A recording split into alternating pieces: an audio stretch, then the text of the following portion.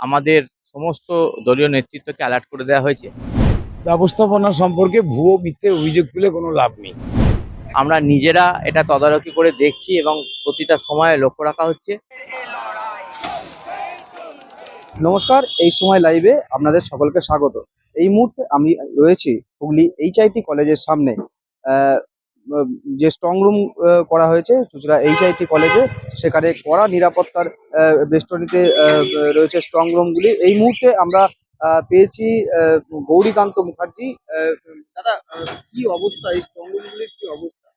Strong রুমে কালকে ভবানীপুর কেন্দ্রে যে ঘটনাটা ঘটেছে, সেই ঘটনার পরিপ্রেক্ষিতে আমাদের সমস্ত দলীয় নেতৃত্বকে অ্যালার্ট করে দেওয়া হয়েছে এবং এখানে আমরা সকলে থাকছি। পালা করে করে ডিউটি বেটে দেওয়া হয়েছে এবং সেই অনুযায়ী ওয়াচার টিম বানানো হয়েছে। তাদের প্রস্তাবিত যে কমিশনের নির্দিষ্ট যে পারমিশন, সেই পারমিশন কার্ড ইস্যু করে একদম ক্লোজ সার্কিট টিভি কভারেজ করে আমাদের টোটাল যে চেন সিস্টেমে, মানে কেউ কোনো গ্যাপে ছেড়ে যাবে না।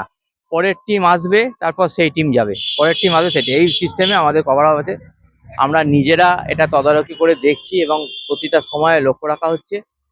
এবং 4 তারিখ কাউন্টিং, তার আগে পর্যন্ত, মানে একদম 3 তারিখ রাত্রি পর্যন্ত এবং 4 তারিখ ভোরবেলা পর্যন্ত, যতক্ষণ না এই স্ট্রং রুম থেকে আমাদের এই গণনা জায়গায় এই মেশিনগুলো যাচ্ছে, আমাদের এই অবজারভেশন এবং ওয়াচ চলবে। কেমন দেখলেন? আপনি তো ছিলেন। হ্যাঁ, আমাদের এখনো পর্যন্ত আমাদের যা 190 চুঁচুড়া বিধানসভা কেন্দ্রের স্ট্রং রুমের যে অবজারভেশন এখনো পর্যন্ত ঠিক আছে। সিসিটিভি ক্যামেরা বা হ্যাঁ, সব চালু আছে, কোনো সময় অফ হয়নি। আমরা লক্ষ্য রাখছি।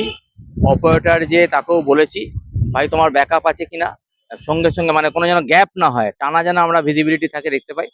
এবং এখানে আরও ম্যাডামকেও বলা আছে, আরও ম্যাডাম তিনিও বলেছেন। এবং গতকাল এবং কিছুক্ষণ অন্তর অন্তরই জেলা প্রশাসনের যারা নির্বাচনের দায়িত্বে আছেন, জেলা শাসক এসছিলেন, বা পুলিশের আধিকারিকরাও এসছিলেন, তারাও ভিজিট করছেন এবং সব দলের প্রতিনিধিদের সঙ্গে কথা বলছেন। সবটা নিয়ে এটা চলছে। সন্তোষ প্রকাশ করলেন তৃণমূলের একজন সৈনিক। তিনি বললেন যে স্ট্রং রুমে কিন্তু যথেষ্টই নিরাপত্তা ব্যবস্থা রয়েছে। আমরা এই মুহূর্তে আরো একজন পেয়ে গেছি, কংগ্রেস চুঁচুড়া বিধানসভা কেন্দ্রের কংগ্রেসের প্রার্থী, তাকে আমরা পেয়ে গেছি।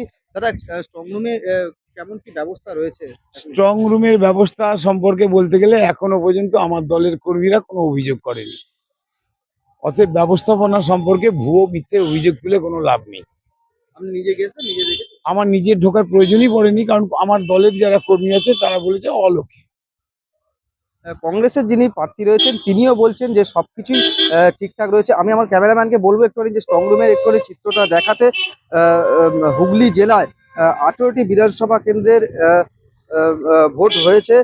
6টি বিধানসভা কেন্দ্রে এই গণনা হবে। চৌঠা মে ভোটের গণনা। 158 জন প্রার্থীর ভাগ্য পরীক্ষা হবে। চুঁচুড়া এইচআইটি কলেজে 4টি বিধানসভা কেন্দ্রে গণনা হবে। চুঁচুড়া, ধনিয়াখালী, পান্ডুয়া ও বলাগড়।